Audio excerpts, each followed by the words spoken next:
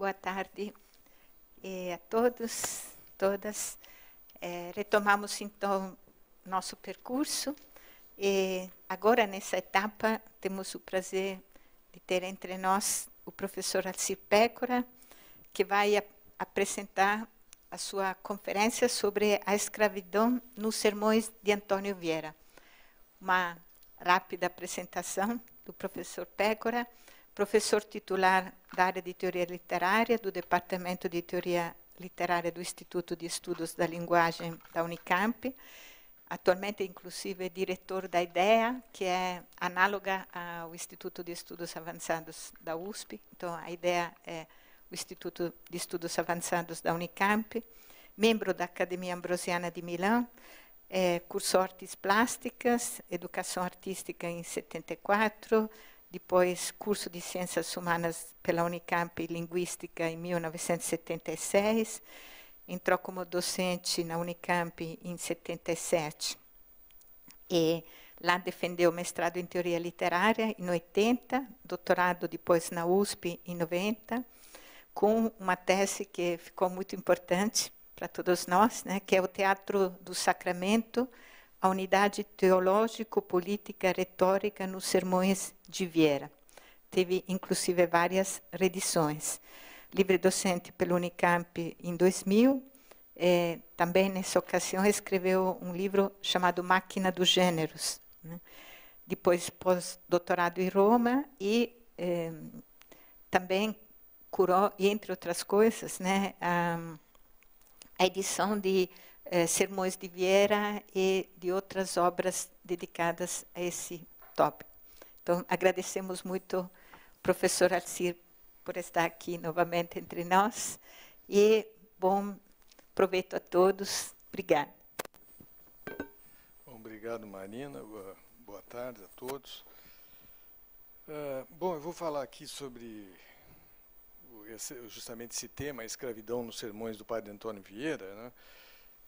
Que é um tema que eu já escrevi várias vezes em trabalhos que se tornaram mais ou menos conhecidos, né? Então, de fato, devo dizer que eu não tenho nada de novo a dizer aqui. Não vou dizer nada em relação a esses estudos, mais ou menos, mais já de algum tempo que eu fiz, né, ao longo do tempo da minha carreira longa, justamente, né? O que eu vou fazer aqui, o que eu tentei fazer, aliás, foi uma espécie de resumo do que eu pude fazer em diferentes estudos, justamente, e juntar em torno de alguns tópicos, né, alguns lugares chaves do pensamento do padre Vieira, né? Então, eu dividi esses pensamentos em cinco lugares fundamentais, vamos dizer assim, e vou tentar falar um pouco sobre eles a partir desses estudos que eu fui fazendo ao longo do tempo, né? A primeira questão fundamental para mim é a questão da segunda escolástica, como Vieira se ligou, de alguma maneira, ao pensamento da segunda escolástica. O segundo é como que se deu nele o pensamento, a formulação sobre a forma de incorporação do indígena ao corpo místico do Estado. O terceiro é os termos, digamos assim, com que os próprios portugueses e a Companhia de Jesus pensava a missão de Portugal em relação ao Novo Mundo. Um quarto ponto que eu vou falar aqui é a questão de uma relação. Esse é um nome que eu não saberia dizer uma tópica, mas eu mesmo tratei muitas vezes dela, né? Uma tópica de uma espécie de nexo indissolúvel no Vieira entre conveniência e consciência. Essa relação entre o que é conveniente e o que é parte da consciência moral é base daquilo que, em muitos trabalhos, é chamado, e eu chamei também no Brasil, de antimaquiavelismo, né? Parece, na verdade, um super-maquiavelismo, mas o nome é antimaquiavelismo, o nome histórico, né? E, por fim, o último ponto que eu tentei aqui juntar desses vários trabalhos é a questão das práticas de conversão que foram efetivamente adotadas pelos jesuítas no Brasil. Então, eu só posso dizer, como eu não tenho nenhuma novidade, eu só posso pedir paciência para vocês, pelo resumo que eu vou aqui fazer.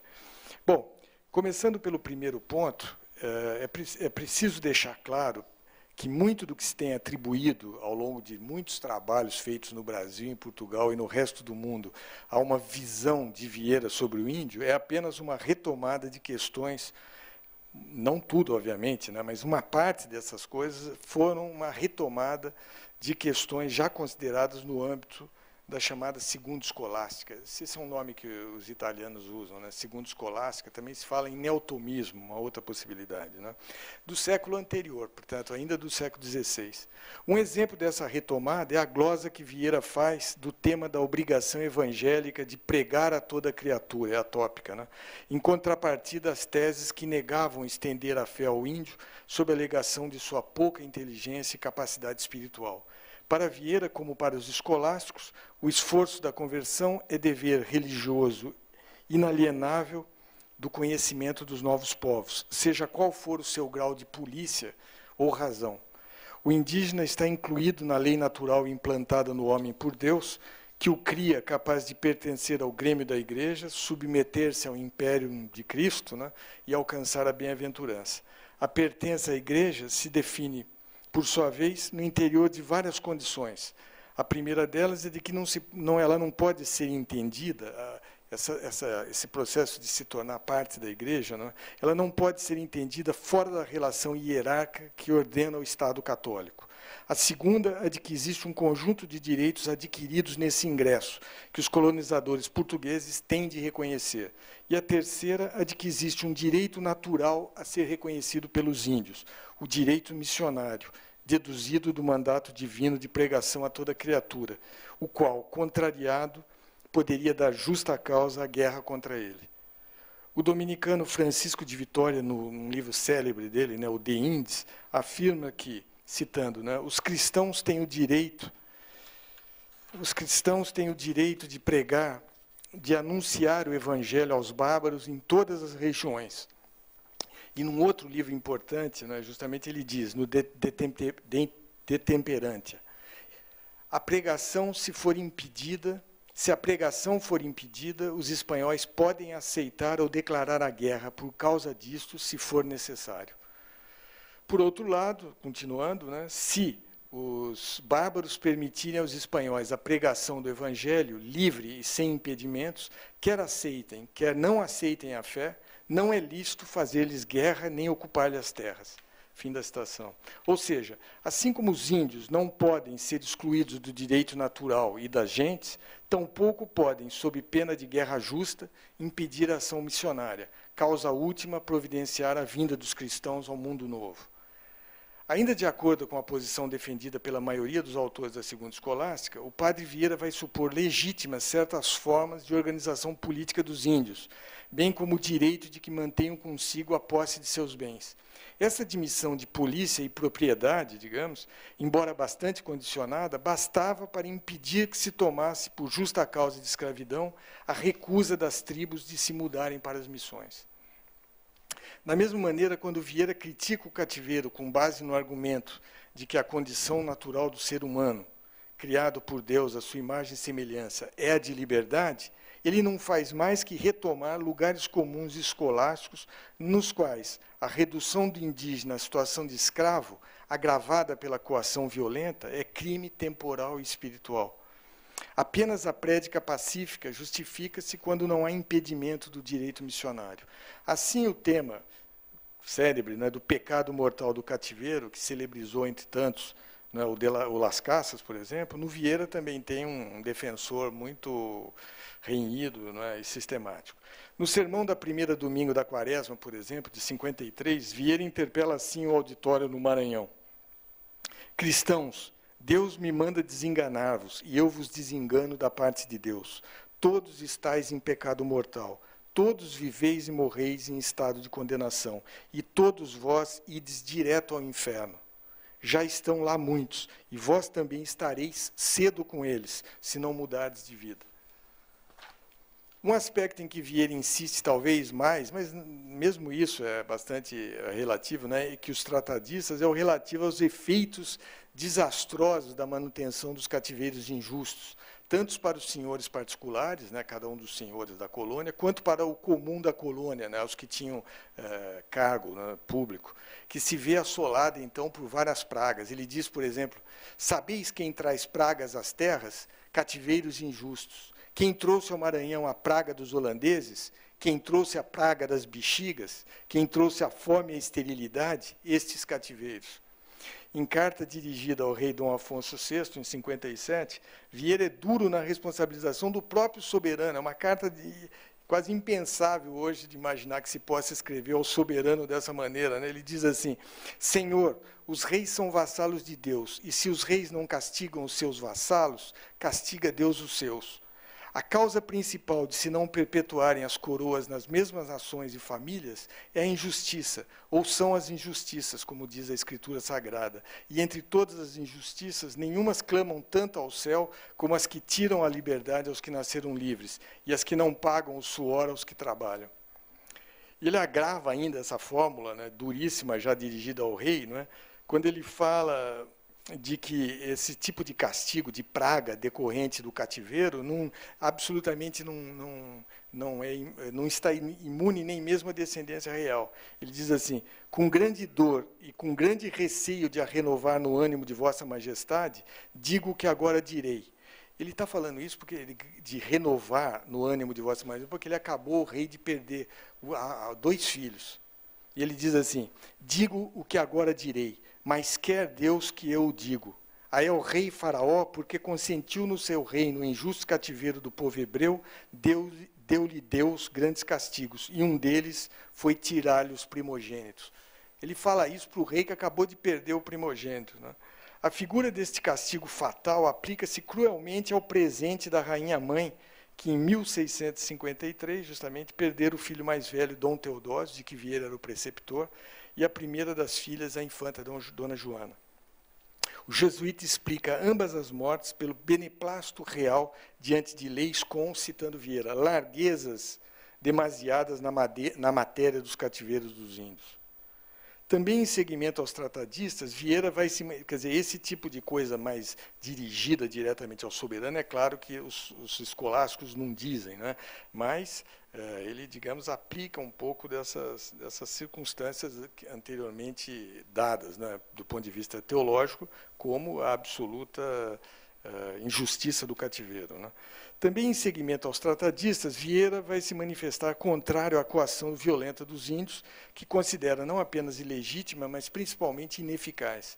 Já na carta Annua, ainda menino, né, de 1624, Vieira afirma que os índios ficam cativos do bom trato e da conversação, o que supunha que fossem dotados de entendimento e capacidade de aprendizado da doutrina cristã, ao contrário do que propugnavam as teses célebres, então, né, do teólogo John Major, né, que foram reapresentadas no famoso debate de Valladolid, né, pelos teólogos espanhóis, né, Juan de Quevedo e o Rines de Sepúlveda, que ficaram muito famosos e houve muita discussão, né, que todas elas, desde o John Major até o Sepúlveda, aplicavam ao índio o conceito de servo por natureza, utilizado por Aristóteles no livro primeiro da Política, em particular no capítulo 5º, que em geral eles traduziam tal qual, né? No capítulo 5º, para referir justamente os indivíduos em que predomina a força física sobre a inteligência, que tinham um engenho deficiente e a incapacidade de governo, de autogoverno, como se dizia, né? Quer dizer, um argumento incomum que Vieira aplica aqui é o esse sim, talvez exclusivo do Vieira, que é a semelhança irônica que ele estabelece, e que ele fala em alguns sermões e cartas, entre os escravos e as mulheres dos senhores. Que ele diz, por exemplo, no sermão da 1ª oitava da Quaresma, ele diz que também as almas do gênero feminino, né, as mulheres, não faltou quem dissesse que não foram criadas à imagem semelhante de Deus. Tem uma outra frase espetacular que ele falou nessa época também, que ele diz que os portugueses deveriam se abster de perseguir em particular os negros, porque sempre há alguém mais branco que possa tratá-lo como preto, né, no caso dele, né. Ou seja, no geral, me parece correto dizer que Vieira adota a posição dos tratadistas do século XVI, que reconhece nos índios plena capacidade de entender a doutrina por seu bom natural e que os inclina à piedade e ao catecismo. Vieira igualmente reconhecia a existência de polícia, não é, entre os índios, vale dizer, de um sistema de governo regulado por leis tidas como justas pelo conjunto de seus membros, o que, pelo direito das gentes, não é, bastava para garantir a jurisdição autônoma de suas aldeias, bem como impedir que fossem subjugados por força, com a justificativa de que eram incapazes de governo próprio. Das muitas provas de que o indígena era dotado do lume da razão com que Deus fez análogo a si toda criatura, Vieira conclui pela injustiça do cativeiro a que vinha sendo submetido. Para ele, Dom João IV, para fazer jus a seu título de restaurador da liberdade, tinha de instaurá-lo também entre os Brasis. Vale dizer, ao rei caberia integrar o indígena ao corpo político do Estado, enquanto súdito naturalmente livre e ainda uma segunda vez liberto pelo nascimento na fé por meio da conversão. Assim, recebidas a doutrina e o mistério dos sacramentos, o indígena passaria a fazer parte do corpo da Igreja. Esta é a única condição, mas também o meio exclusivo pelo qual o gentio pode aspirar à bem-aventurança, o que vale também para os negros da África, cuja vinda ao Brasil significaria, a despeito das misérias e trabalhos, a possibilidade de integrar-se ao corpo da Igreja e tomar a via salvífica oferecida ao homem pela lei da graça. Para isso, de resto, Vieira considera que a condução do gentio ao corpo místico da Igreja, por meio da prática cristã, não é, do conhecimento da doutrina, da recepção dos sacramentos, representa a mais alta finalidade dos descobrimentos. Há uma dupla implicação, quando ele diz isso, que só viemos aqui por conta, a única justificativa real para a vinda dos estrangeiros, dos europeus para cá, é justamente essa introdução do gentio à Igreja, né? Isso tem uma dupla implicação, né, que o Vieira explora absolutamente. De um lado, significa que a conversão era entendida como possível e como necessário, muito diferente, por exemplo, da posição dos calvinistas, né? Sendo o gentio apto para receber a revelação divina e gozar a bem-aventurança, que apenas lhe era negada pela circunstância da sua ignorância de Deus e do seu estado atual de separação do corpo da Igreja. A segunda implicação, não é que entender que a salvação ao alcance do índio apenas existe em virtude de sua integração ao corpo místico de Cristo, franqueada pelas práticas do sacerdote. Ou seja, a conclusão é absolutamente cabal no Vieira. Fora da Igreja não há salvação possível para o índio. Citando, por exemplo, porque ninguém pode subir ao céu senão incorporando-se com Cristo, como todos nos incorporamos com Ele e nos fazemos membros do mesmo Cristo por meio da fé e do batismo. Ou seja, que não haja engano, a condenação da coação violenta não significa a aceitação de qualquer relativismo religioso. Vale talvez lembrar aqui a observação de Joseph Höfner, o bispo de Münster, de que Cristo não foi nenhum livre pensador liberal do século XIX a anunciar o Evangelho sem exigência de espécie alguma. Acrescento que Vieira não foi nenhum teólogo da libertação a fazer revisionismo da história da Igreja e a proclamar contrito o meia-culpa do projeto autoritário da cristandade colonial. Trata-se aqui de um absolutismo do Evangelho, a impor-se nos limites das virtudes cristãs e dentro da própria comunidade eclesial. Enfim, essa aura de libertador, né, radical do Vieira absolutamente não se justifica em nada que ele escreveu, né? Nessa perspectiva histórica, lembro também que a ortodoxia formulada pelos escolásticos que pensaram a conquista vai muito mais no sentido de um esforço de ordem interna a partir da integração do gentio na comunidade sobrenatural e na unidade jurídico-moral indissociáveis da Igreja, do que no de uma ação bélica contra um corpo estranho ao orbis cristianos. É uma posição cabalmente distinta daquela adotada nos séculos anteriores face ao gentio maometano, quando a questão era vencê-lo ou destruí-lo, enquanto ameaça ao corpo universal onde não tinha lugar, e não compeli-lo a entrar, né, que é a fórmula da conversão, compeli-lo a entrar neste corpo cristão, né, cuja universalidade, de certo modo, passava a depender do ingresso do índio. A obrigação da conversão é estranha ao ambiente das cruzadas e a todas as guerras da Reconquista, e é, portanto, uma grande novidade das descobertas, e, como tal, um fenômeno decisivo, uma norma nacional e religiosa a participar da fundação da Era Moderna. Ainda outras posições de Vieira são adotadas dos neoescolásticos. Por exemplo, quando ele se opõe à ideia corrente no tempo de que a existência entre os indígenas de práticas contra a natura, como, por exemplo, a poligamia, o canibalismo, fornecia causa justa de guerra. Para Vieira, tais práticas, conquanto antinaturais, não eram consequências da má disposição inata do indígena, mas dos costumes viciosos que poderiam ser corrigidos pela conversão e ensino. Citando Vieira, né, ele diz assim, muitos há, rudes e bárbaros. Ele escreve, por exemplo, ao Provincial do Brasil, em 54, muitos há, rudes e bárbaros, mas mais por falta de cultura que de natureza. São gente que não tem os vícios nem os embaraços de consciência com que vivem, pela maior parte, os homens de maior polícia. Contraposição, aliás, que repõe um argumento célebre do padre Manuel da Nóbrega, né, debatido no seu diálogo sobre a conversão dos gentios, né, quando ele diz que entre o vil costume dos índios e a vã soberba dos filósofos, muito maior pecado é o destes, né, já que não guardam a lei natural, posto que a entendam. Ou seja, prática de mau costume e ignorância invencível, isto é, a impossibilidade lógica dos índios conhecerem a doutrina que ainda não lhes havia sido ministrada, são atenuantes, essa é a questão, são atenuantes, e não o contrário, como muitas vezes se interpreta, dos pecados dos índios, que anulam tentativa e que buscam, né, de certa forma, anular a tentativa de caracterizá-los como monstruosos ou desumanos.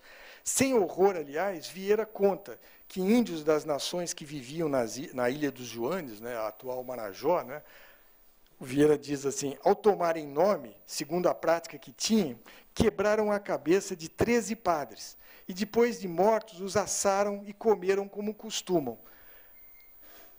Ele escreve isso com uma certa tranquilidade, não porque haja alguma, vamos dizer, idiosincrasia da lábia vieriana. Não é? A maioria dos tratadistas neotomistas já tinha aplicado esse argumento da ignorância invencível, cuja finalidade é atenuar o crime pelo peso do costume e impedi-lo de caracterizar-se como uma deformação inata. Né? Vieira inscreve-se, portanto, nesse quadro de um pensamento que, em meados do século XVII, já não é novidade nenhuma no seio da Igreja Católica. Não é o caso de se aplicar qualquer termo iluminista ou pré-iluminista a ele, pois nem ele é avançado em relação ao seu tempo, nem busca qualquer finalidade contestatória ou transgressiva em relação à instituição eclesial. Ao contrário, o lugar-chave da sua atuação é o incremento das missões jesuíticas como condição do êxito tanto da ação espiritual da Igreja como do fortalecimento temporal do Estado português. Este foi o emprego particular que ele deu às posições da Segunda Escolástica, as quais, originariamente, no caso desses pensadores do século XVI da Escolástica, o projeto deles todos estava associado, né, pensando, sobretudo, na conquista espanhola, eles queriam balizar, justamente, uma espécie de ética da conquista, né, nos termos de o que eles chamavam de uma consciência cristã, portanto, de um irredutível religioso e de uma codificação jurídica assentada no direito natural. São posições modernas que se opunham tanto à antiga mentalidade imperial, que propunha uma ordem política superior aos Estados nacionais, como ao sentimento curialista de uma teocracia submetida temporal e espiritualmente ao Papa. Essa que era a questão fundamental do mapa dos escolásticos. Né? Em Vieira dá-se relativamente o mesmo, apenas com acento deslocado da Espanha para Portugal, e com o grande esforço, o grande reforço do papel missionário da companhia no cumprimento do plano salvífico da providência, atuar na história humana e nas almas individuais dos homens. A lição vieriana a tirar dos trabalhos dos missionários, assim como a da mortandade maciça dos indígenas que eles testemunhavam, né, e já contava em sua época em 2 milhões, o Vieira acho que foi o primeiro que enunciou o número da mortandade em 2 milhões de indígenas mortos. Né? Ele diz, apesar disso, essa descrição dessa mortandade nada tem de consciência laica ou ilustrada, mas sim de interpretação providencial da história. Desígnios providenciais levavam os missionários ao Brasil em busca de salvação de almas. a despeito de que ela se fizesse à custa de imensas mortes provocadas pelo contato com as armas e doenças dos europeus. A rigor, para ele, até essas mortes eram abençoadas, se havia tempo para que fossem ministrados os sacramentos. Ele diz, por exemplo, destes índios enfermos, foram alguns tão venturosos que, sendo tapuias pagãos, acabando de receber o batismo, morreram logo, com evidentes sinais de predestinação. Bom, o segundo ponto importante que eu pretendia dizer aqui, que eu enunciei no início, né, se refere a essas obrigações dos escravos, né, dentro do corpo místico ao qual passam a pertencer e a responder, juridicamente, politicamente, moralmente. Acima de tudo, respondem à religião que os acolhe na fé verdadeira. Quer dizer, são as consequências dessa inclusão no corpo místico, né? No caso dos pretos, só para fazer um en passant aqui, uma comparação rápida, né, Vieira ressalta que os trabalhos que sofrem, por brutais que sejam, não os devem impedir de adorar o rosário. Em analogia com os salmos protorculáribus, propõe que as orações do rosário sejam feitas como cantos de alívio, uma versão daquelas work songs americanas, né? Ele diz, durante a jornada extenuante do trabalho no engenho. O nascimento para a fé implica em que o gentio esteja consciente de que, mesmo cativo, experimenta a graça que o trouxe ao seio da verdadeira religião. Eis, por exemplo, como ele diz no célebre sermão A Irmandade dos Pretos, né? Ele diz assim, deveis dar infinitas graças a Deus por vos ter dado conhecimento de si e por vos ter tirado de vossas terras, onde vossos pais e vós vivieis como gentios, e vos ter trazido a esta, onde, instruídos na fé, vivais como cristão e vos salveis. Está nítida aí a questão do valor relativo do cativeiro frente ao bem absoluto da conversão. Sem afirmar a existência de qualquer bondade intrínseca à escravidão e sem retirar o sentido injusto dela, Vieira considera que a nova situação vivida pelo gentio, ao permitir que ingresse na religião cristã, ainda que na condição de cativo, é melhor, mesmo que mais sofrida, do que sua vida anterior livre, mas ignorante de Cristo. Numa fórmula simples, o cativeiro tem valor negativo menor que o positivo da conversão. Para Vieira, apenas agora, escravizados injustamente, os gentios conheciam a verdadeira liberdade, aquela que, catolicamente, não se pode definir como ausência de subordinação temporal a um senhor e muito menos como autonomia da vontade própria, mas sim como exercício do arbítrio que reconhece e elege para si o bem de Cristo. A liberdade cristã, nesse sentido, traduz-se pelo conhecimento do bem que impede de incorrer no mal, considerado como afastamento de Cristo, não é? Vale dizer, é o pecado e não o cativeiro temporal que caracteriza a verdade última da escravidão. E sem que Vieira chegue jamais a considerar a escravidão como necessidade natural da conversão, ao contrário, para ele, a escravidão é sempre um estorvo da eficácia dessa conversão, os escravos negros, como os indígenas, são sujeitos a uma eleição divina que os habilita milagrosamente à salvação. O mesmo milagre, o mesmíssimo, se estende aos índios, né? As duas virtudes cristãs que juntas podem desfazer o que ele chama de laço diabólico da escravidão são a obediência do escravo, ingratidão pela graça recebida da religião e a caridade do Senhor. Outro termo teológico absolutamente técnico aqui, né? Obediência e caridade, para zelar pela alma do castigo. A junção virtuosa de ambas, né, se pode traduzir pela virtude da paciência, análoga à de Cristo, pois esta é a virtude essencial que se pede a ambos. Ao cativo, para aceitar sem rebeldia os trabalhos exaustivos que semelham em tudo a via crucis. Ao proprietário, ao senhor proprietário, para fazer jus à posição de senhorio que tem almas à sua conta. Insisto, portanto, né, o conceito de liberdade aí não tem qualquer valor autônomo à esfera religiosa, em relação a toda essa quantidade imensa de trabalhos que viram no Vieira algum tipo de relação com uma espécie de perspectiva iluminista ou relativista, né? Não tem qualquer valor autônomo a ideia de liberdade. A categoria substancial a definir a existência da liberdade é a adesão ao grêmio da igreja e o serviço da religião, não a independência liberal da vontade própria ou da ausência do superior hierárquico. O mesmo vale para outra ideia muito mal lida, em geral, quando aplicada ao Vieira, né? Que é a ideia de igualdade. O que define igualdade, nele, é a referência ao corpo místico da Igreja, nunca a inexistência de hierarquia, seja na Igreja, seja no reino.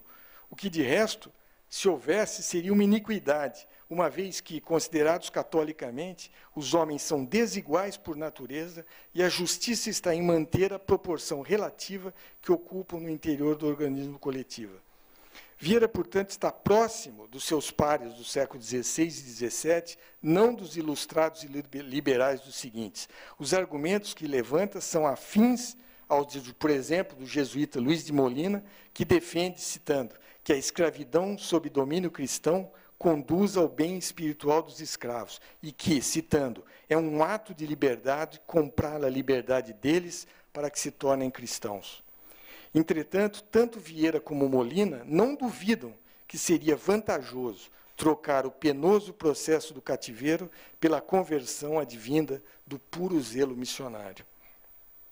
Em resumo, aplique-se a Vieira o que já foi dito pelo bispo de Münster a propósito dos tratadistas católicos do período, a saber, citando, que jamais propugnaram por uma total igualdade de todos os povos e homens. É doutrina católica a desigualdade humana, em talentos naturais, em valores morais e em graça.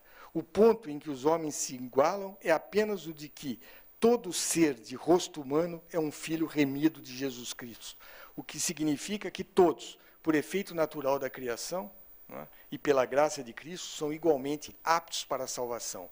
Salvar, né, agora digo né, salvar índios e negros, definitivamente humanos, na perspectiva neoescolástica, era o que pretendia o padre Vieira e seus companheiros de fé.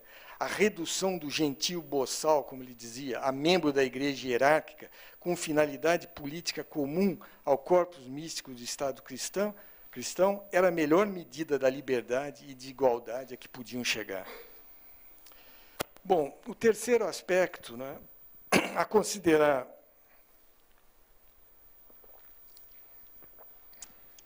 na maneira do padre Vieira conceber a escravidão indígena, tem que se relacionar com como ele entendia a ação missionária de Portugal, necessariamente. O trabalho do jesuíta e de Portugal são análogos, né? Um é figura do outro. Né? Mais do que concordar com o cronista espanhol Lopes de Gómara, que 100 anos antes acreditava ser os descobrimentos o maior acontecimento desde a criação, excetuada a encarnação, paixão e morte de Cristo, né? Para Vieira, eles são figura de uma criação verdadeiramente nova. E a novidade das descobertas, né, está em exigir o concurso de uma causa segunda na consumação da história salvífica do homem. Então, Vieira diz, por exemplo, quando Deus criou o mundo, diz o Sagrado Texto, que a terra não se via porque estava escondida embaixo do elemento da água, e tudo escuro e coberto de trevas. Terra altem erat invisibilis, como lenho 70, e tenebrae erant super faciem abissi. Então dividiu Deus as águas, e criou a luz, e cessaram as trevas. Este foi o modo da primeira criação do mundo. E quem não vê que o mesmo observou Deus na segunda, por meio dos portugueses? Então, esse é um análogo, quer dizer, a criação do mundo é perfeita análoga dos portugueses, mas ele diz, né, então, ainda seguir, a nova criação nos qual os portugueses são uma espécie de coautores da providência, traz a luz da conversão que rompe as trevas da infidelidade, constituindo-se como fundamento e finalidade teológicos da ação dos europeus no Novo Mundo. A rigor, era o índio, e não as minas de ouro, que tocava descobrir e desentranhar, como nessa imagem da criação do mundo, né? Tirar a luz das trevas. Né? Por isto, para Vieira, de maneira providencial, estas não se achavam em terras... as minas não se achavam em terras brasileiras. Não haver mina de ouro no Brasil, para ele, era um elemento absolutamente providencial. E tudo que ele fez em debates contra as minas, né, que até valeria a pena lembrar em relação aos desastres contemporâneos, né, o Vieira disse todo o tempo que as minas seriam a desgraça das descobertas e que é por isso que não estavam no Brasil. Né. Reduzir a fé às nações indígenas era atualizar a conversão da gentilidade figurada nas Escrituras pela conversão dos reis magos, produzindo-se um segundo nascimento da cristandade. Esta nova conversão funda, por sua vez, uma nova igreja, a única universal, apta a reparar os cismas recentes que arruinaram orbes cristianos na Europa, não é? A ação missionária funcionava, então, como uma revitalização do grêmio da igreja pela inclusão maciça de novos sócios, ignorantes das velhas querelas europeias que o dividiam. A alma do indígena era em tábua rasa, como ele dizia, ou em papel em branco. Metáfora recorrente com que ele aplicava ao índio, né, também tem uma origem aristotélica, mas ela significava também uma imagem modelar. Não é? Muitas vezes, é claro, isso é uma imagem da falta de letras e parece uma falta, mas é, por outro lado, um ganho, não é? Uma imagem modelar de superação do passado recente buscado pela Igreja da Contra-Reforma. Para Vieira, com a fundação dessa igreja nova, havia de cumprir-se o mandado de Cristo a Pedro para apacentar as nações de todo o mundo, de modo a fazer, citando, fazer de todas um só rebanho, que é a igreja, debaixo de um só pastor, que é São Pedro. Trata-se de um tipo de delegação animosa e apostólica muito distinta daquela que ocorre na guerra medieval contra os infiéis. Desta vez, a verdadeira cavalaria, como escreve Vieira em carta de 1650 ao bispo do Japão, é salvar almas. A cavalaria aqui vai salvar almas, diz o Vieira, né? Então, admitida a conversão como principal finalidade dessa nova criação, Vieira postula a obrigação missionária como geral entre portugueses e não exclusiva da Companhia de Jesus, ainda que a esta coubesse a função de estrela-guia, não é como na imagem inicial, a estrela-guia do anúncio de Cristo aos gentios do Novo Mundo. E se todos os portugueses estão obrigados a pregar a palavra de Deus aos índios, há uma determinação religiosa entre senhor e escravo. Vale dizer, a não ser como ocasião do zelo apostólico, a escravidão, naturalmente injusta, revela-se apenas um laço diabólico, como eu disse, né? A metáfora fundamental aqui. Né? Superar a contradição das relações definidas pelo cativeiro implica a aceitação integral da obrigação missionária. As almas todas, diz Vieiras, devemos desejar que se salvem, mas aquelas dos escravos da casa estreitam as obrigações dos senhores. Diz ele, ao menos não faltemos a estas, os escravos de casa, a estas tão desamparadas, as quais, por mais vizinhas, é mais devedora a nossa caridade. Pode-se dizer que a obrigação de ensino da doutrina aumenta com a escravidão, e também que o seu estado natural de injustiça não é anulado com o cumprimento da obrigação, mas as duas premissas articuladas definem um período histórico em que determinado meio imperfeito, essa escravidão, né, e dessa relação senhor-escravo, participa de um movimento perfectível da história. Para acentuar as relações complexas desse ajuste histórico, Vieira ressalta o desamparo em que se encontram os índios e o crime contra a religião que cometem os moradores que, por cobiça, deixam de cuidar da doutrina e salvação das almas de escravos a que estão obrigados. É assim que cria uma cena do terrível sublime, não é? No Sermão do Espírito Santo, pregado em 1657 em São Luís do Maranhão, quando os escravos ressuscitados reúnem-se para clamar por justiça contra o Senhor que os levou a morrer na ignorância da fé. Em meio a esse transe, Vieira atenua a culpa do escravo e anula a desculpa do Senhor, dizendo, por exemplo, uma frase espetacular desse sublime, absolutamente terrificante, ele diz assim, certo que eu antes quisera dar conta pela sua parte, pela parte dos escravos, que pela vossa, os senhores. O escravo escusar-se-á com o seu senhor, mas o senhor com quem se há de escusar? O escravo poder-se-á escusar com o seu pouco entendimento, com a sua ignorância, mas o senhor com que se escusará? Com a sua muita cobiça? Com a sua muita cegueira? Com faltar a piedade? Com faltar a humanidade? Com faltar a cristandade? Com faltar a fé? A eloquência da condenação, entretanto, não visa abolir a relação senhor-cativo, mas a impedir que se possa desobrigar da contrapartida da obrigação religiosa. É má leitura uma interpretação abolicionista da argumentação vieriana, como fizeram tantas vezes, né? Não se trata de extinguir a escravidão, mas de encontrar meio de conciliá-la com a missão apostólica no mundo novo. Não se trata de considerá-la justa tampouco, pois priva o índio do que lhe é devido por direito natural, mas de acreditar seriamente que maior é o bem da graça trazida pela religião do que o mal temporário, melhor dizendo, do trabalho escravo. Não se trata de apenas amenizar as dores do cativeiro com o unguento da doutrina, mas de postular que a religião repõe como caridade a liberdade de que foi privado o indígena. Daí que, falando a propósito da posse de escravos, Vieira conceda-os de bom grado. Ele diz, por exemplo, tende-os cristãos, e tende muitos, mas tende-os de modo que eles ajudem a levar a vossa alma ao céu e vós as suas. O argumento da obrigação de facultar ao escravo ingresso na igreja completa-se com tomá-la como causa da condenação, não apenas do senhor particular, mas da ruína da monarquia, como eu já mencionei antes, né? O não cumprimento da missão apostólica devia ser entendido como ato herético que ameaça a sobrevivência do Estado, definindo-se o caráter herético, por sua vez, como a pressuposição de que um pecado fosse necessário à conservação do Estado, como se costumava justificar a prática do cativeiro, dizendo, por exemplo, que a monarquia não seria sustentável sem o escravo. Nesses termos, a posição de Vieira é exatamente o que se poderia definir como antimaquiavélica naquele momento, de acordo com a doutrina católica da razão do Estado. Diz ele, sobre os fundamentos da injustiça, nenhuma coisa é segura nem permanente.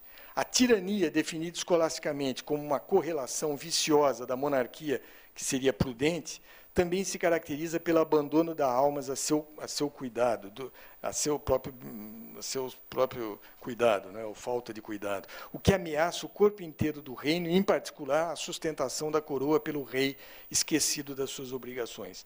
Em resumo, a missão, entendida como base de sustentação do Império Português, toma-se como atualização histórica da providência. Fracassar aí é perder tudo, corpo, cabeça e alma do Estado.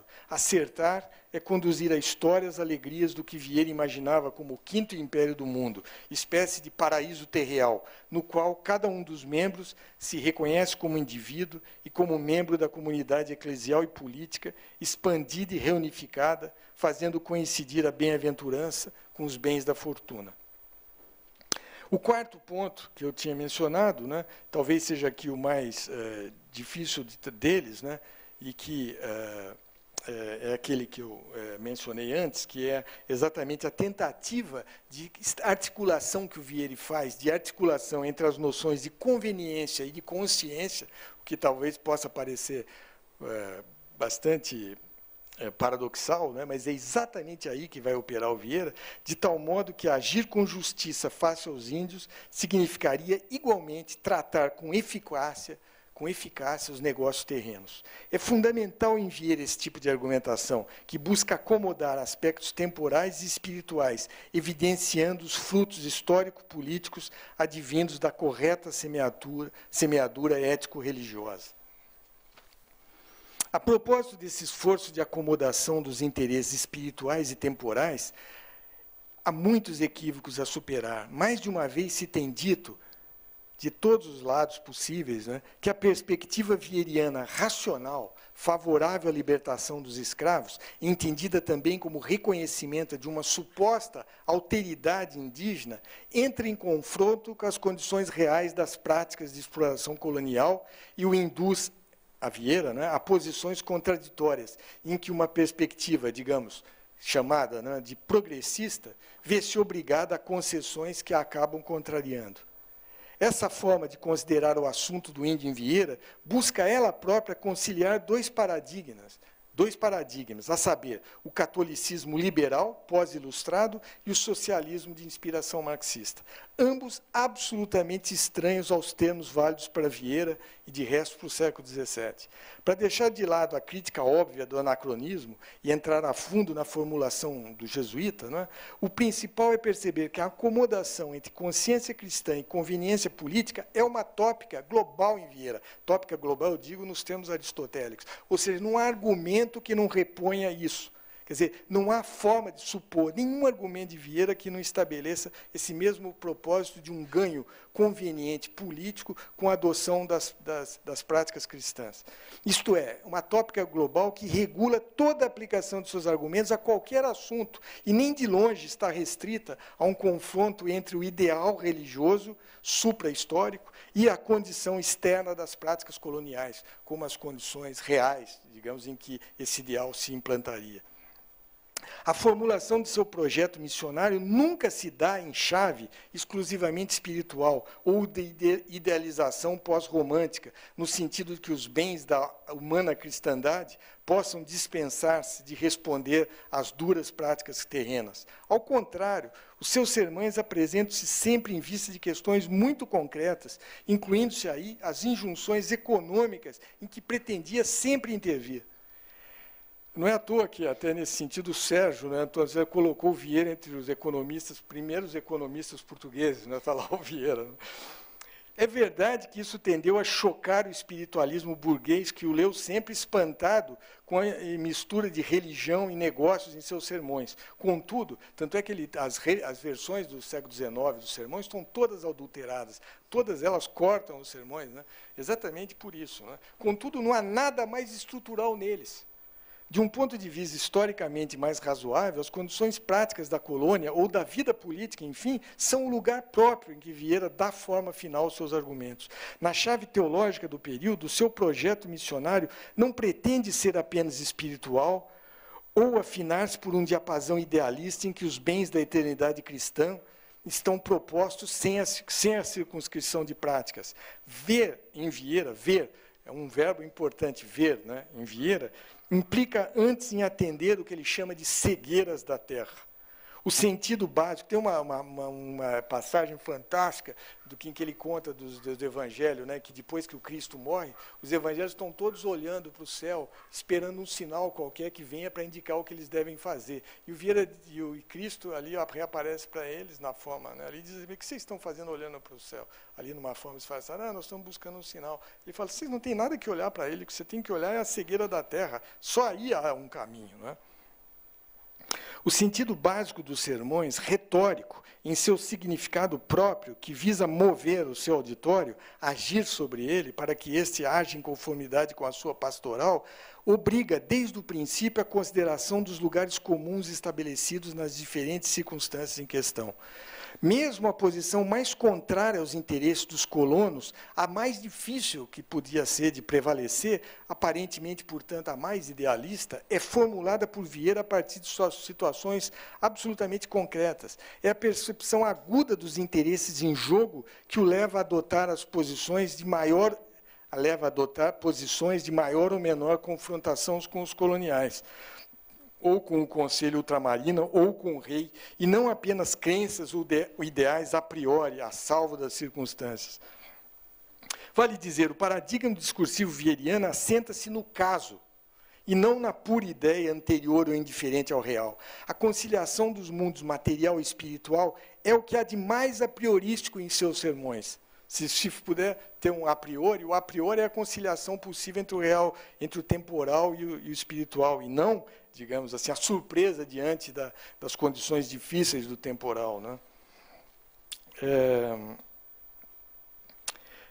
Isso não significa, né, essa conciliação dos mundos material e espiritual, que existe em todos os seus sermões, assenta-se na analogia tomista, essencial entre os dois universos, sem que percam as suas diferenças de natureza, isto é, sem que o mundo temporal seja tomado apenas como decaído ou desviante em relação ao espiritual. No programa seiscentista de Vieira, a essência humana dual, matéria e espírito, que determina o ser, é termo irredutível de sua gramática. E se há algo constante no discurso de Vieira, é a busca de acomodação analógica entre a natureza humana e a divina, entre a finalidade histórica e a providencial, que está na base da igreja militante e da ação missionária da Companhia de Jesus. Para evidenciar a maneira como o padre Vieira entende essa relação de conciliação entre a consciência cristã e as práticas temporais, que responde catolicamente, a forma de responder, de ir contra, digamos, mas, ao mesmo tempo, de incorporar aquilo que normalmente se chama de separação maquiavélica entre o ético e o político, né? Basta observar as muitas propostas que ele faz aos moradores do Brasil, contrários à aplicação da Lei de Liberdade dos Índios. Por exemplo, no sermão da primeira domingo da Quaresma, de 1653, pregado em São Luís, Vieira começa encarecendo o valor da alma, sem preço que a pague bastante. Ele diz, se para assegurar a consciência e para salvar a alma for necessário perder tudo e ficar como um Jó, perca-se tudo. Entretanto, não crê que seja caso para isso. Ele diz, bom ânimo, senhores meus, que não é necessário chegar a tanto, nem a muito menos. Estudei o ponto com toda a diligência e com todo o afeto, e seguindo as opiniões mais largas e mais favoráveis, e lá segue ele a apresentar a solução que descobre, de modo que sempre se possa, citando, com muita pouca perda temporal, ainda segurar as consciências de todos os moradores desse Estado. E isso significa que os moradores, mantendo os seus muito grandes interesses, possam ainda melhorar sua conveniência para o futuro. No caso das missões jesuíticas, a acomodação, vou fazer aqui um resumo brutal, como eu estou tentando fazer, né? Mas a acomodação que ele propõe é, resumidamente, o seguinte, no caso das missões, é muito claro o que o Vieira está negociando. O que ele diz é o seguinte, posse apenas de escravos voluntários, sendo os demais levados para a aldeia del Rei. Garantia de entradas frequentes ao sertão. Resgate e cativeiro justo de índios em corda, isto é, aprisionados e condenados à morte por tribo rival. Manutenção do cativeiro de índios escravizados em guerra justa. Julgamento de todos os cativeiros por uma junta de que participariam o governador, ouvidor-geral dos índios, vigário do Maranhão ou Pará e prelados das 4 religiões atuantes na província. Repartição pró-rata entre todos os moradores dos cativos por justa causa. Condução dos índios cujo cativeiro não fosse confirmado pela junta para as aldeias, sendo que, durante 6 meses, trabalhariam para a própria família e, durante os outros 6, em casa de colonos, mediante pagamento de 2 varas de algodão por mês. Esse é o negócio, tal como ele claramente apresenta.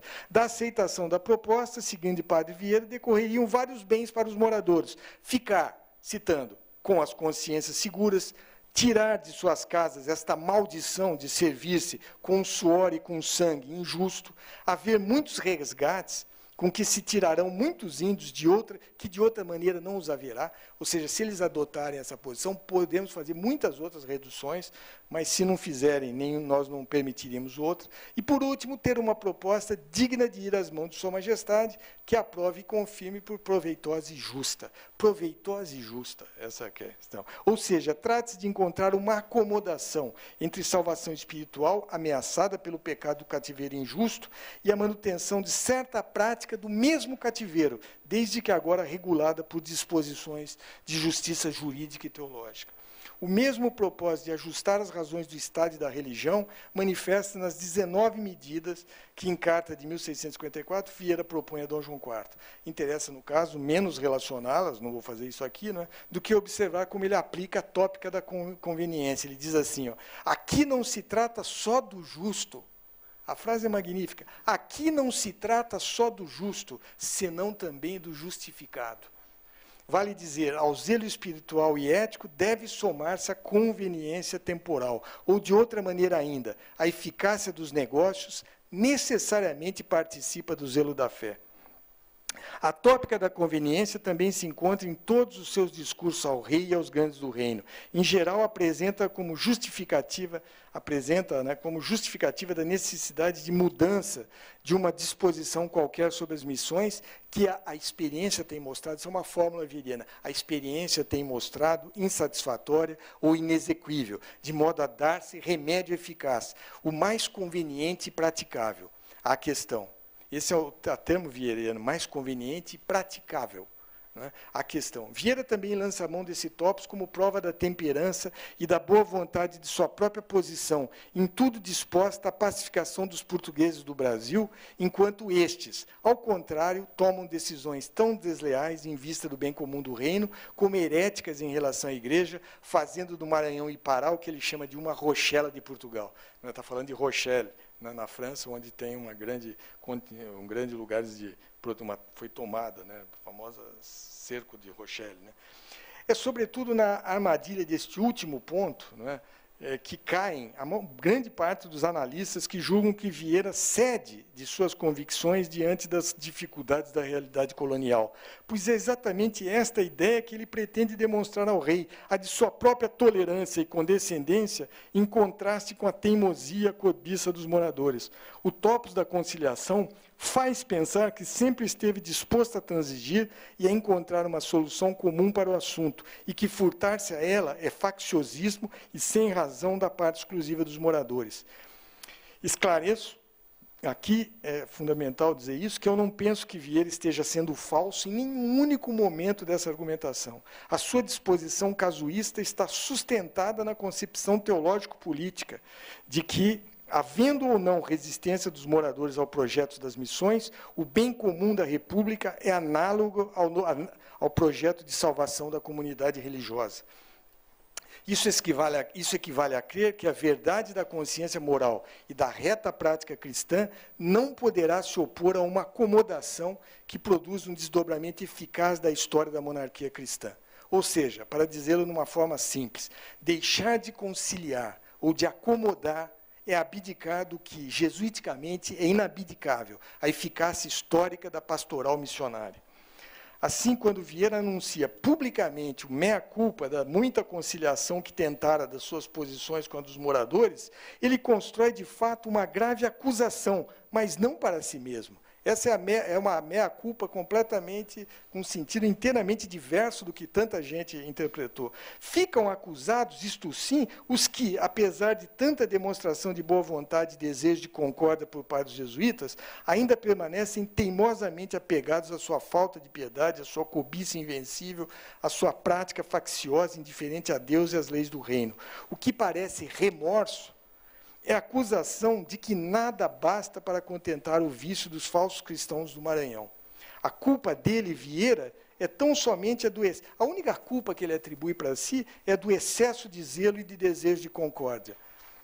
Não há remorso algum na forma como ele que faz, né? Insuficientes, ainda assim, para comover os maus portugueses da colônia. Ou seja, quanto mais contundente é a afetação da meia-culpa, da sua própria concessão, tanto mais torna monstruosa a facção dos adversários. E se algum arrependimento crível há aí, não é o de esforçar-se por conciliar diferenças das suas posições no jogo das práticas, mesmo à custa da limitação das liberdades indígenas, mas o de tê-lo feito sem lograr fruto, isto é, sem chegar a um acordo efetivo com os moradores. Se há um erro aventado aí, é o da estratégia equivocada da acomodação, não da má consciência por havê-la proposto. A sua consciência está bem segura, e mais ainda por ter tentado tudo, até arriscar-se a si mesma, em nome do mais alto valor da concórdia no rebanho de Cristo e no corpo do Estado.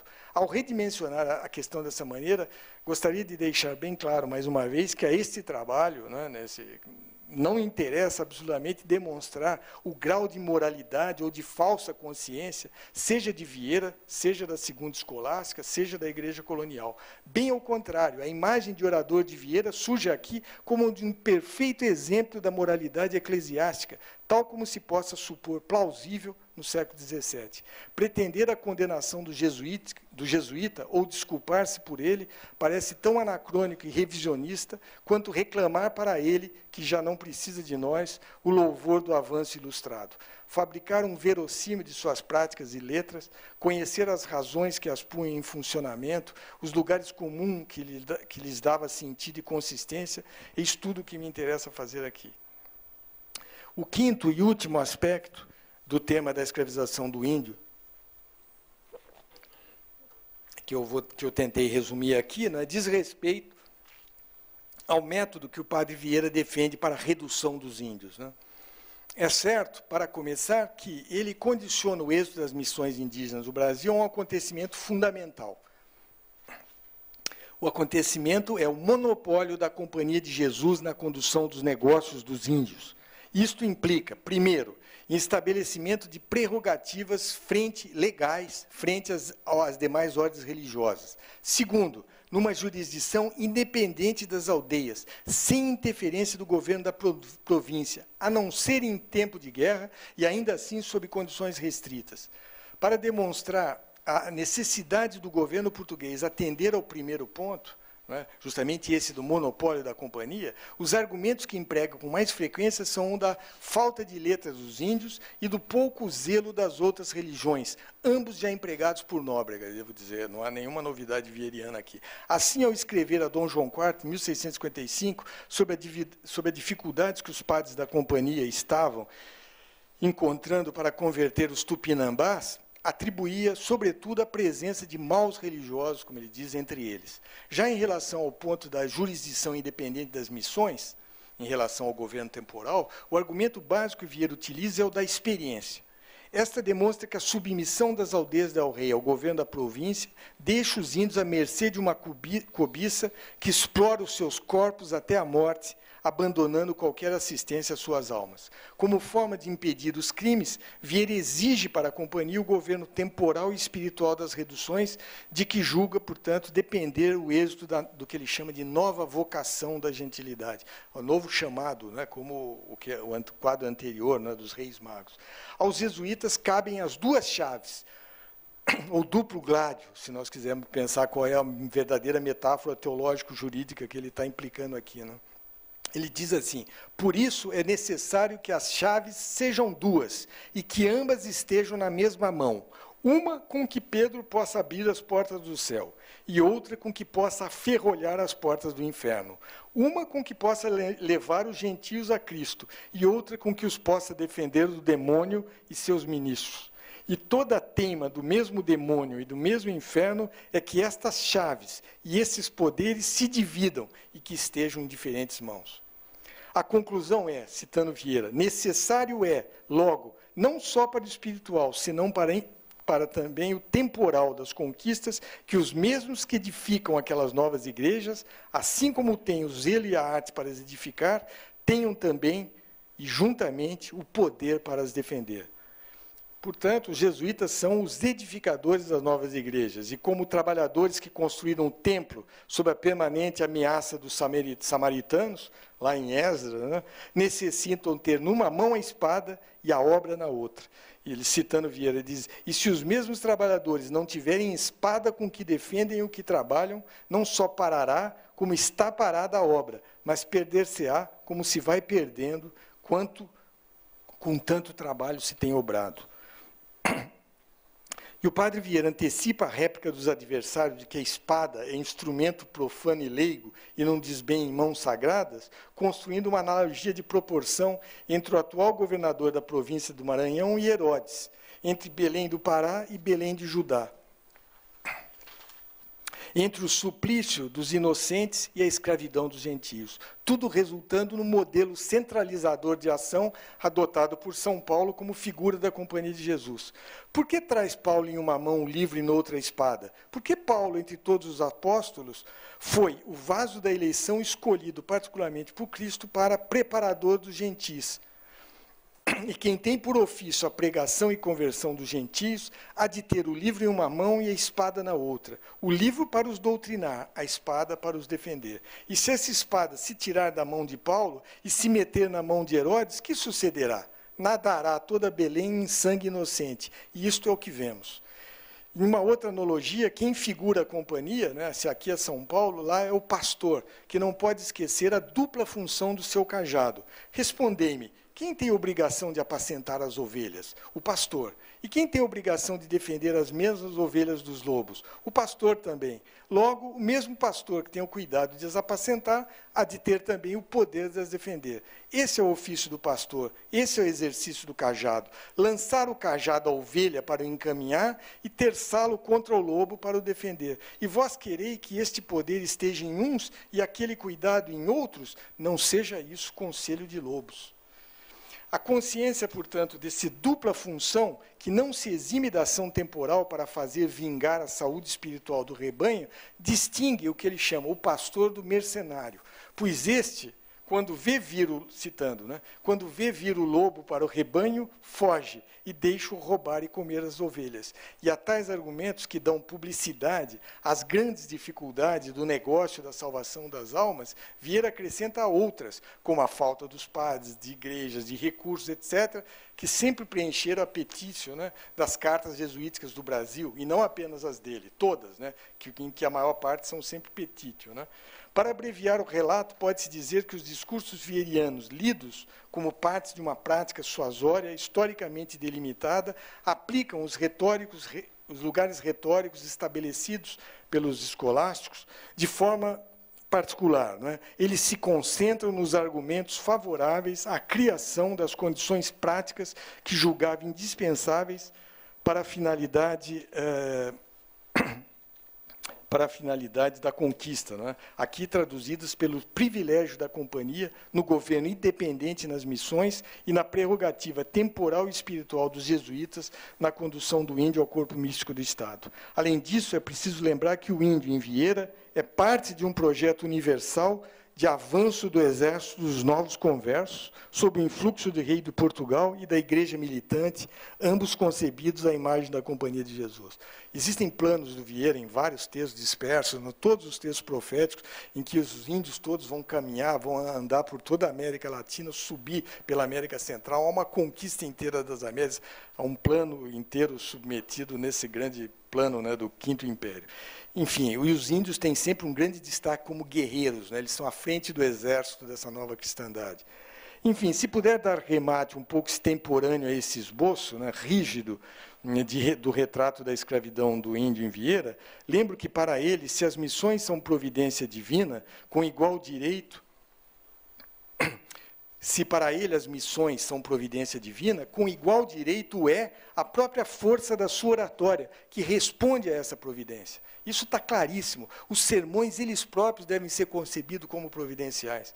Como que, ao observar de fora o milagre da intervenção de Cristo por meio da palavra que ele tem, o padre Vieira comenta o seguinte ao provincial do Brasil sobre o efeito do sermão da primeira domingo da quaresma que ele pregara em São Luís. E diz assim: e quando todos esses respeitos não tinham alguma valia, e os ânimos dos homens estavam tão alheios de nós, e tão odiada com eles nossa vinda, uma vez que subi ao púlpito e preguei o Evangelho de Cristo, foi tanto a sua eficácia e autoridade, e tal respeito que nós concebíamos com ela, que, mudados em um momento os juízos e vontades de tantos homens, e tão interessados, anoitecemos amados, respeitados, louvados e seguidos dos mesmos que, na manhã do mesmo dia, nos aborreciam, nos murmuravam, nos perseguiam, e tanto a seu pesar nos tinham entre si.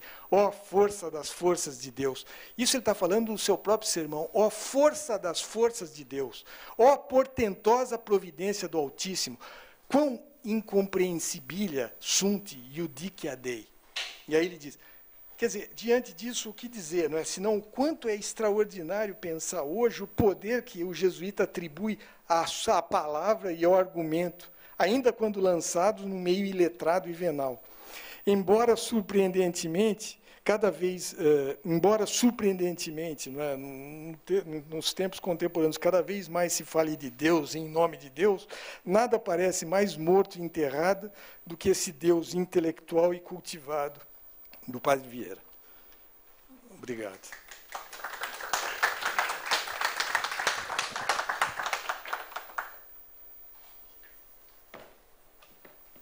Muitíssimo obrigada por essa maravilhosa conferência, professor Pécora.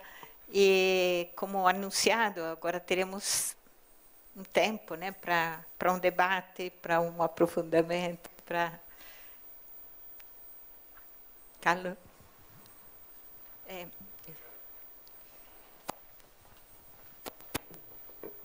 Obrigado. Alcir, muito obrigado. Foi realmente extremamente interessante e estimulante. Eu queria te fazer duas perguntas, mas muito relacionadas uma com a outra. Elas se deslocam apenas no tempo com relação ao ponto da tua exposição que, particularmente, pessoalmente, eu achei mais interessante, mais instigante, que é o quarto ponto sobre a conveniência. a minha pergunta é o seguinte, quer dizer, eu não gostaria tanto que você voltasse a Vieira, porque a tua exposição foi claríssima e o ponto de vista do Vieira, eu acho que ele foi exposto de maneira extremamente justa, né, com relação ao próprio Vieira. A minha pergunta, que são duas, mas que são muito encostadas, é se você teria uma visão sobre como é que essas leituras de Vieira, aquelas que você apontou como não justas e inconvenientes, talvez também nesse sentido, sobre Vieira, como é que elas estão se dando hoje? Quer dizer, que eu tenho impressão, mas é um debate que eu confesso que eu não acompanho de perto, que há uma polarização muito grande outra vez, que andava mais calma nos últimos, sei lá, 20 anos, talvez, que a coisa voltou a se polarizar muito hoje na leitura de Vieira, não só de Vieira, mas Vieira se presta muito a isso, seja de reduzi-lo a um vil escravista, né, com concepções muito utilitárias e serviço com relação à coroa, por exemplo, a interesses econômicos, etc., ou uma posição oposta, que eu acho que polariza muito com essa leitura e que talvez seja mais forte, que tem uma raiz, especialmente na academia mais forte, que é uma leitura propriamente reacionária nesse sentido, de voltar a um Vieira, mas não só ao Vieira, mas a segunda escolástica como aquela que tem os princípios mais legitimamente humanistas, libertadores, e que seria a maneira de se contrapor a um viés mais estritamente positivista do direito, especialmente desde a Segunda Guerra Mundial para cá. Mas essa pergunta é a primeira que eu tinha, mas depois, conforme eu fui te ouvindo, eu fiquei com vontade de te ouvir também, que você voltasse ao próprio tempo do Vieira. Mais uma vez, não ao Vieira, porque a tua posição sobre Vieira eu acho que ela é justa, equilibrada, coerente e fiel ao Vieira, mas como é que o próprio Vieira pode ter sido ele mesmo já também instrumentalizado nesse tipo de polarização lá atrás? Primeira coisa que me ocorre é o Francisco Xavier de Mendonça Furtado vindo ao Brasil, lendo Vieira e fazendo um uso de Vieira sob o ponto de vista dos interesses do Estado. Mas isso é até um pouco tardio, eventualmente durante o período de vida do Vieira mesmo, também esse tipo de leitura distorcida, anacrônica e etc. também pudesse ser identificado. Eu queria te ouvir um pouco sobre isso. Obrigado, parabéns mais uma vez. Bom, Carlos, você tem toda a razão nessa reativação da polarização. Isso se viu muito em Portugal, não sei se vocês acompanharam, mas em Portugal a coisa pegou fogo por conta da famosa escultura, da estátua do Padre Vieira que colocaram lá e que fizeram, era uma escultura a propósito, não tinha nada a ver com índio, era um propósito nem lembro do que, mas colocaram um índio também do lado, com Vieira fazendo aquela famosa imagem dele com aquela conversão, que é uma imagem tópica. Isso se aplicou a todos os jesuítas, né? O dedo apontando para cima, que é a inspiração divina, toda a posição do dedo, tudo aquilo aquilo foi aplicado ao Vieira, não é um retrato particular, aquilo é um lugar comum da pregação, quer dizer, e foi que teve dois grupos lá que se digradearam. Eu assisti aquilo e fiquei pasmo. De um lado vieram os grupos, digamos assim, sobretudo dos movimentos negros, né, que tomaram posições que diziam que Vieira era um escravista, justamente, mas um escravista seletivo. O nome que usaram em Portugal foi escravista seletivo, porque, na verdade, ele era a favor da escravidão dos índios e não contra a dos negros.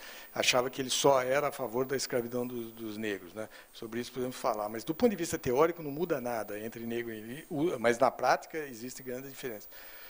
E, de outro lado, quem foi defender o Padre Vieira na escola foram os neonazistas portugueses, os skinheads, português, gente jovem, criança, quer dizer, moleques assim, vestidos assim, com aqueles caras super bombados, assim, usando correntes e tudo mais, que impediram de chegar, fizeram todo mundo correr e mantiveram a estátua, até hoje está lá. Né? Digamos, não é quer dizer, eles impediram aquele primeiro movimento. Quer dizer, é um negócio.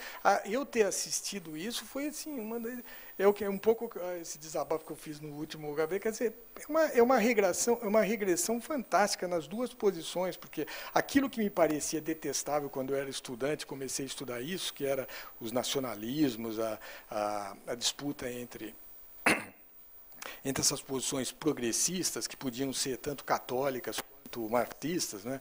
E, de outro lado, a pouca leitura, digamos, histórica do Vieira, agora estava radicalizado em duas posições caricatas, né? De um lado, alguém que imaginava, assim, não tinha, nenhum dos dois lados tinha lido Vieira, coisa assim. Tratava-se de discutir a representação do Vieira numa estátua naquele momento. Eu, particularmente, achei a estátua não só mal feita nela mesma, como totalmente inadequada, quer dizer, fazer hoje um escravo, uma representação digamos, de uma posição, digamos, de escravidão, colocado isso no meio da principal praça de Portugal, quer dizer, é evidente que isso é uma coisa estúpida, quer dizer, é tentar investir numa ideia de escravocrata, de alguma maneira. Então, de fato, são posições opostas e ambas, a meu ver, completamente ignorantes da posição do próprio padre Vieira. O que eu tentei fazer, e você, a tua palavra, eu fiquei muito feliz de ouvir, né, ainda mais sendo você que diz, que ela foi justa. Justa não no sentido moral, não era isso que eu queria, mas justa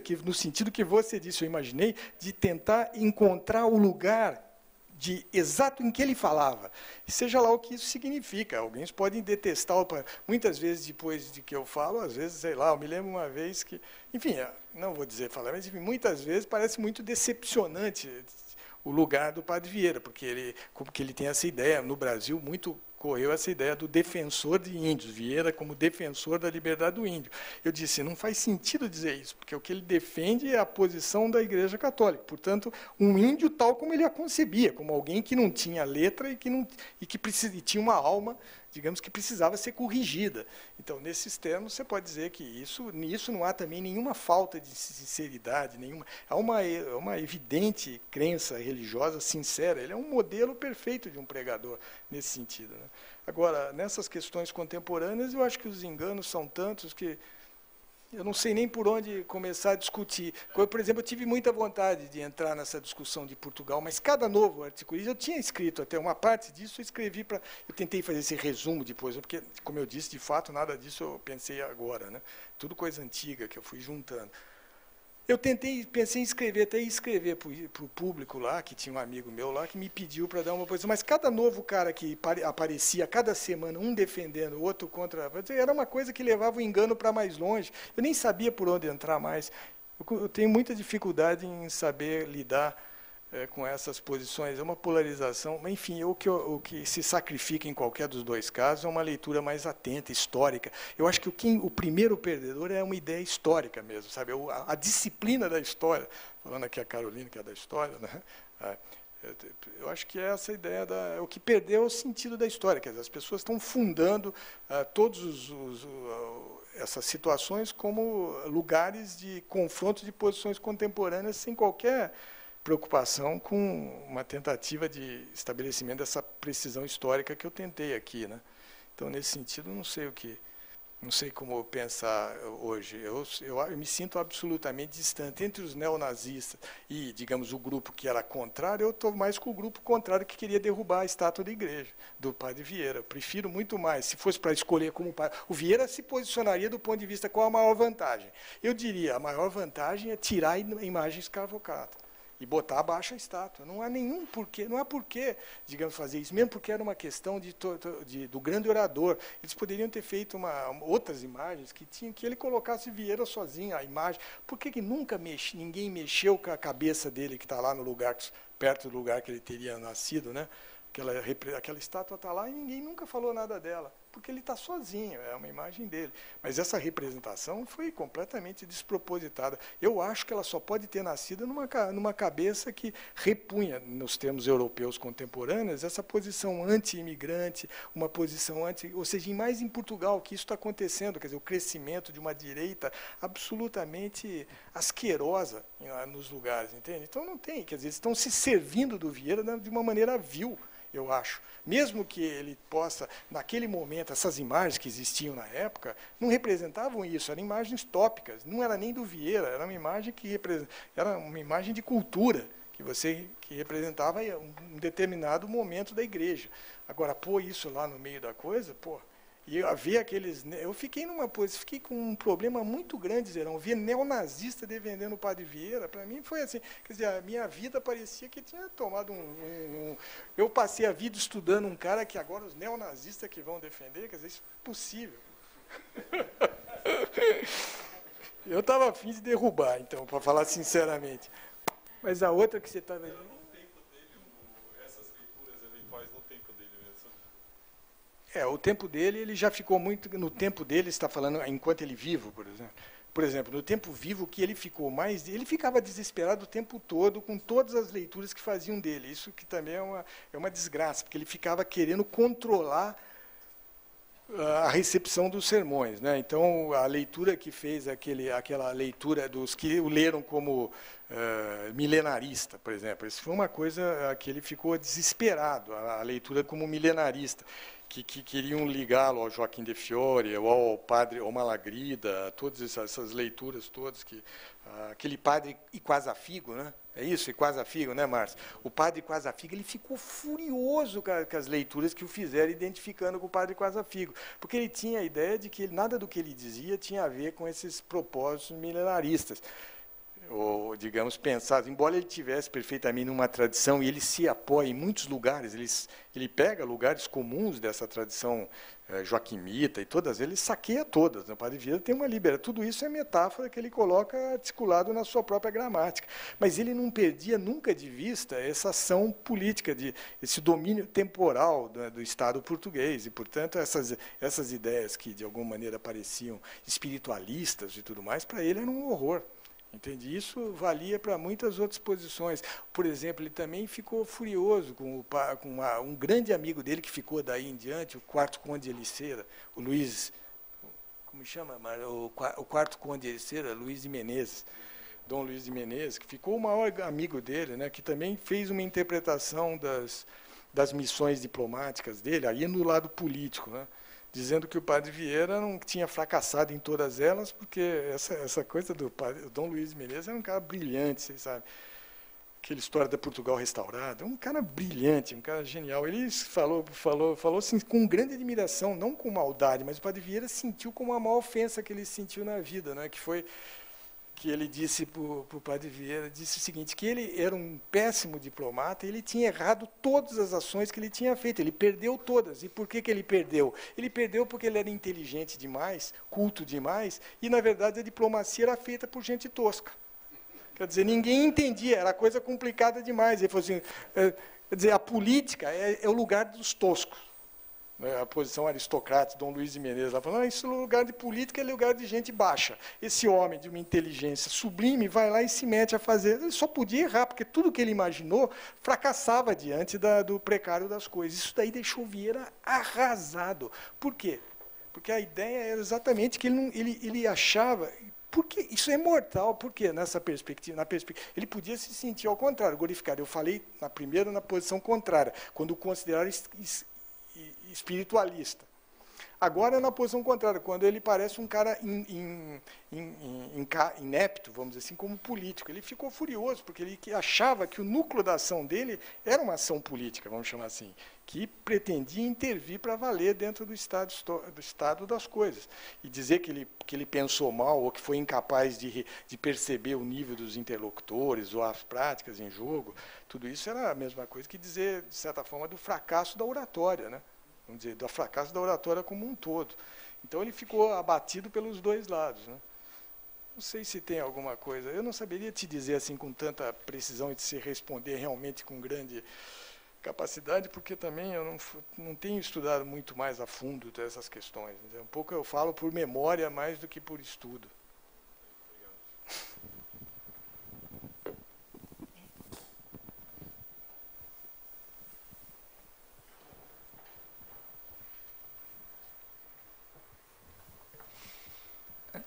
Também queria agradecer essa tua apresentação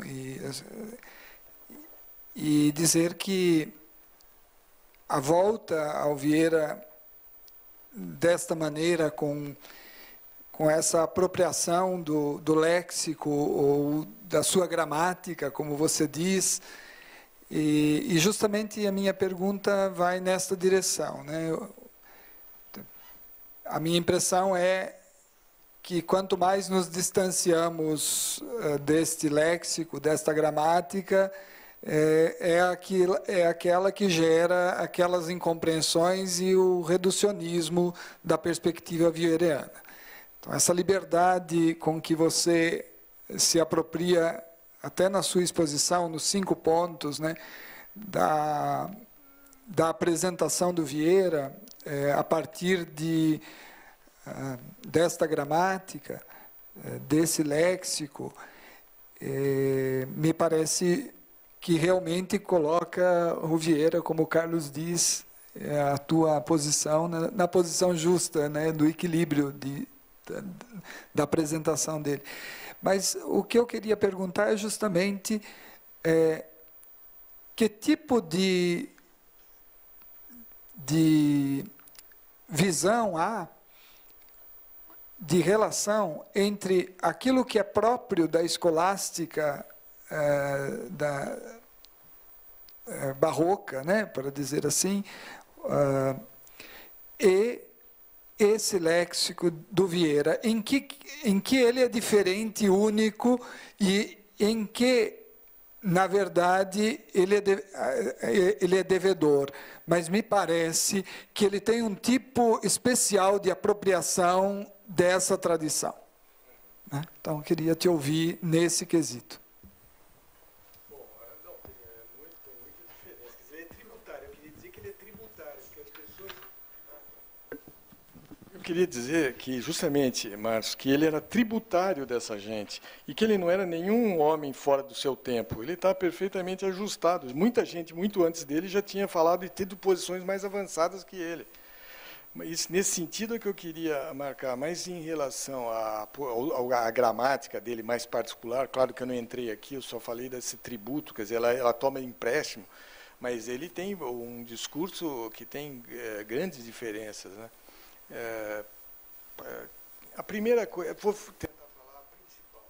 A principal diferença é o investimento que o Vieira faz na figura de um rei português, ou seja, ele tem uma personalização de todas as posições, enquanto as posições da escolástica, por tradição, não só da segunda escolástica, a primeira escolástica, desde o princípio, para ela é muito mais importante a máquina do Estado do que a ação individual do príncipe.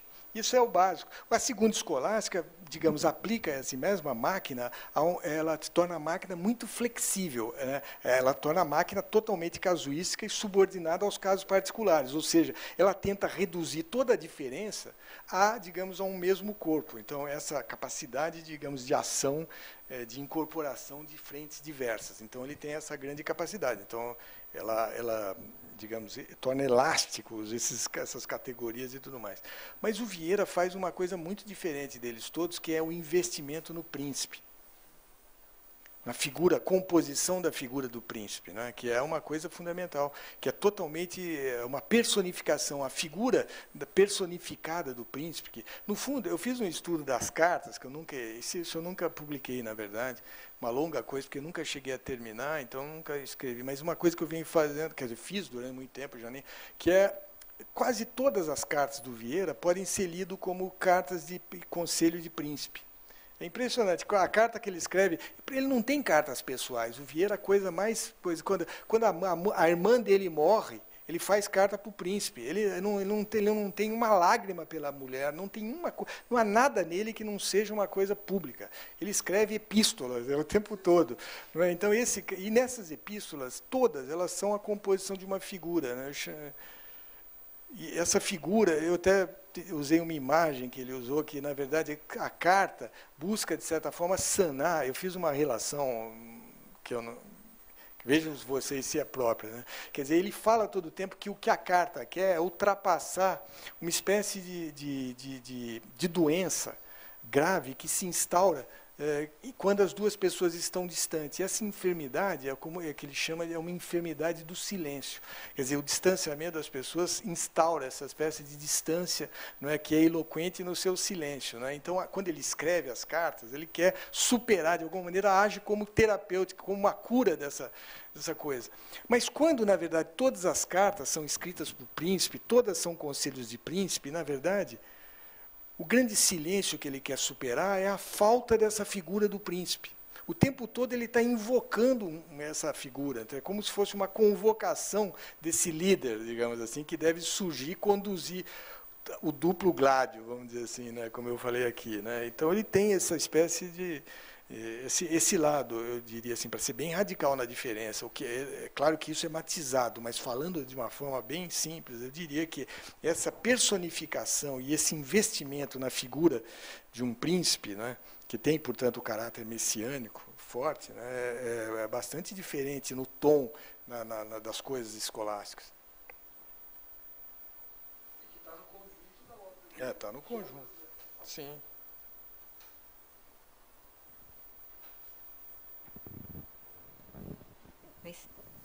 Aproveito se...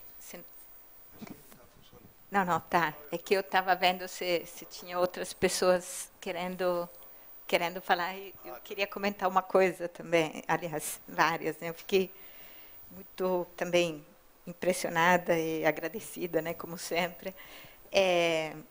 Bom, primeiro, agora, né, vocês falando, uma última coisa que me surgiu nesse momento, né, quando você fala a carta sara a doença do distanciamento entre as pessoas e a força da palavra, né, como que você concluiu. Então, na verdade, a grande confiança do Vieira na retórica, né? No caso, essa é uma coisa que eu gostaria que... Não sei, se você quer que eu faça tudo de uma vez? Aí você responde. Não, você que sabe. Então, essa é a primeira coisa que eu queria. As outras duas coisas que tem a ver com o ponto 3, você falou, o ponto 3 da questão da providência e das descobertas, né? Você falou uma expressão, né, do Vieira que diz, acho que é do Vieira, né, a verdadeira cavalaria é salvar as almas, né? Isso ecoou para mim uma expressão que também é uma tópica, né, de uma documentação que a gente está estudando muito aqui, até o professor Colombo, que muito mais do que eu trabalha nisso, que são as cartas jesuíticas em Dípetae, né, onde há o pedido de envio nas missões, né? Porque essa expressão é muito forte lá, né? O tempo todo, a tópica da salvação da alma e o empenho, né, numa cavalaria mesmo, né? Nessa perspectiva, é muito forte nas cartas. Então, nesse sentido, corresponde muito a isso que você estava comentando, né? Sempre nesse ponto, você falava, né, da ação missionária como revitalização da igreja, né?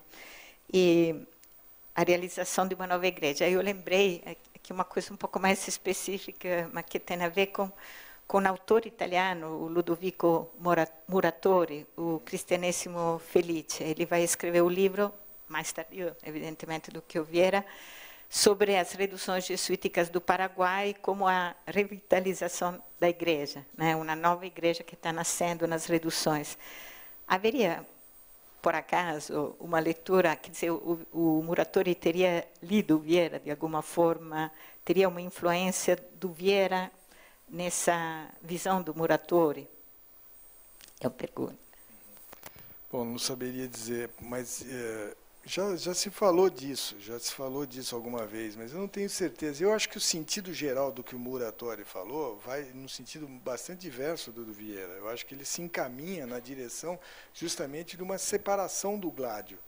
Eu acho que o Muratori está dentro de um projeto já iluminista, vamos dizer assim, ou perto disso, quer dizer, vai no sentido de uma laicização dos negócios temporais, uma laicização mesmo do Estado. O Vieira não tem isso. Quer dizer, exato, ele não tem isso. Embora, claro, ele também não está no sentido de uma teocratização das monarquias, não está mais naquela fase curialista. Ele está combatendo tanto, nisso ele está tanto quanto não é uma posição que visa reduzir os Estados nacionais, né? Pelo contrário, ele projeta fortemente os Estados nacionais e todo o argumento dele considera isso.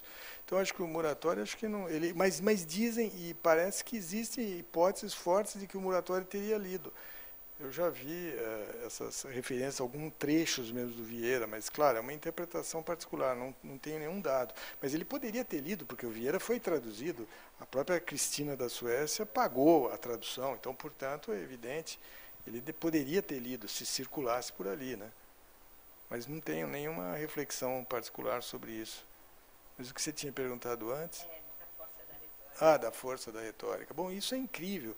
é espantoso isso, que é admirável de ver no Vieira, como ele, digamos, como ele, o tempo todo, ele se admira como Deus fala através dele. Isso parece uma coisa ali, vista numa perspectiva, digamos, contemporânea, pós-Freud, parece que o cara é um megalômano, se você for ler com atenção. Mas, na verdade, não é isso, é quase que uma modéstia, eu diria. Tem uma certa modéstia afetada, mas o lugar é o da modéstia no sentido de que nada do que um pregador diz, digamos, pode ter verdadeiro valor se não for uma reposição das palavras de Deus. De alguma maneira, a fonte da autoridade. Ele precisa de uma fonte subsidiária da autoridade. E essa fonte é a Bíblia. Se ele for original, vamos dizer, no sentido que as pessoas, ele, de certa forma, se contradiz a si mesmo. Ele quer, a todo tempo, reencontrar o lugar. Ele, claro, se achava um grande teólogo, se pensava como um grande teólogo, talvez nisso até equivocadamente, porque eu não acho que as posições dele, teologicamente, sejam muito avançadas em relação ao corpo dos dominicanos, por exemplo. Ao contrário, ele parece um homem da ação mesmo, um homem que está, não um teólogo no sentido estrito, né? Mas essa admiração pelo poder da palavra e o discurso, tanto é que o sermão mais famoso do Vieira, aquele que todo mundo faz, até um certo tempo se estudava, porque hoje ninguém estuda nada.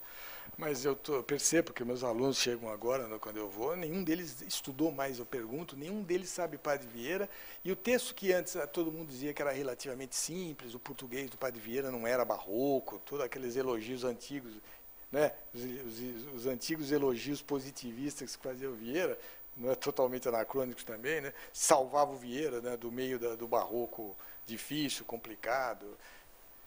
Isso já nem tem mais, porque ninguém consegue ler nada, nenhuma frase dele é compreensível. É incrível isso, é muito difícil de ler os sermões. Hoje eu já acho difícil. As pessoas não entendem o sermão, o que parecia muito simples, né, como em comparação com a oratória do período. Né. Se eles não conseguem ler o Vieira, imagina ler Hortêncio Paravitino, né, ou, enfim, outros desse tipo. Mas sim, essa crença no poder da palavra que fala através dele de alguma maneira e por meio dele, quer dizer, ele está inserido na providência e o lugar de vanguarda, essa cavalaria da palavra, de certa forma, porque não é uma cavalaria animosa, belicosa até, se você quiser, mas a luta dela é o discurso, né? Nesse sentido, ele está dentro perfeitamente do mundo moderno também, que não é mais a pura violência. A violência atrapalha.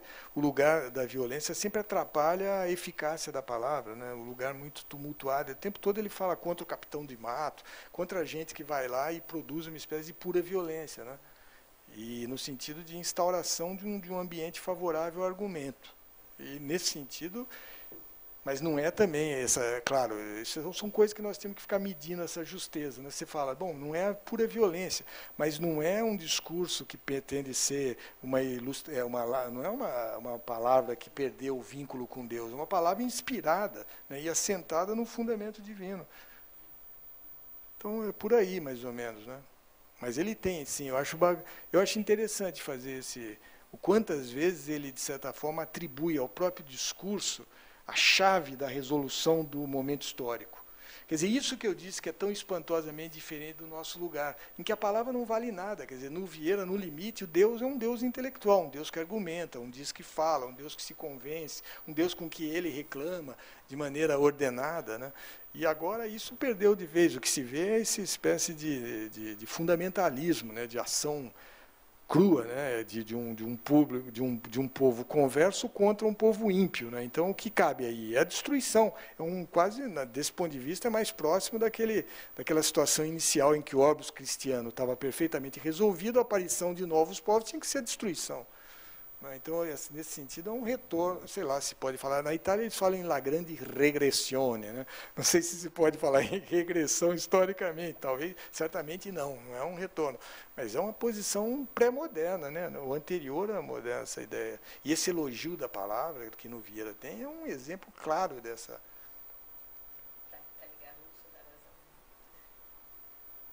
Sim.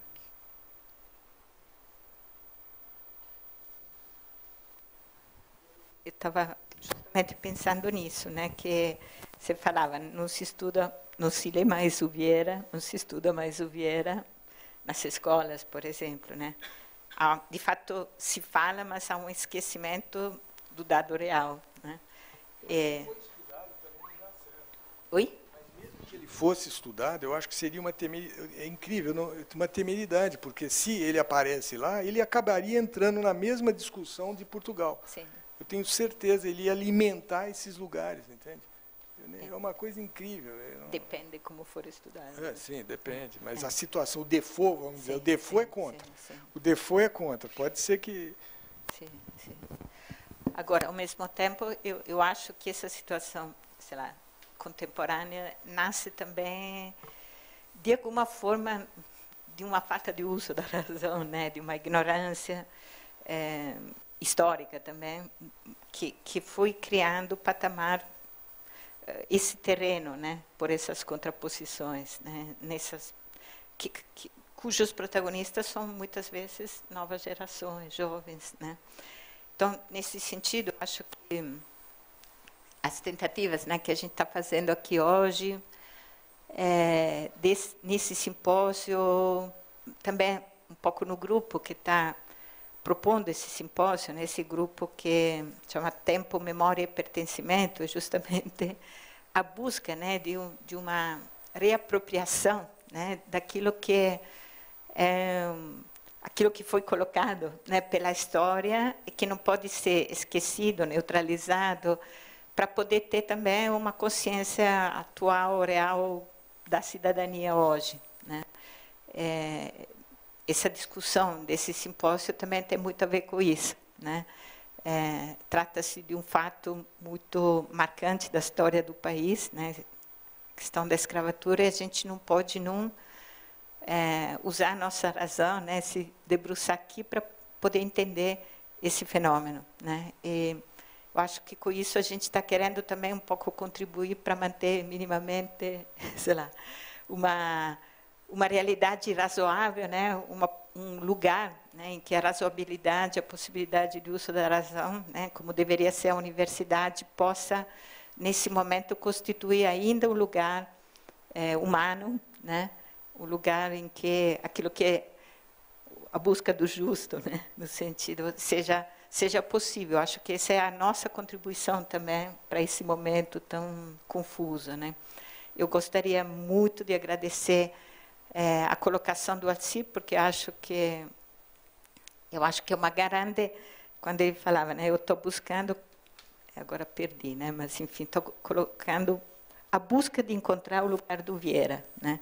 Eu acho que essa posição também, a meu ver, né, é também a possibilidade de uma verdadeira democracia, de um verdadeiro diálogo, seja com os contemporâneos, mas também com o passado, com a busca, né, de encontrar o lugar do outro, né?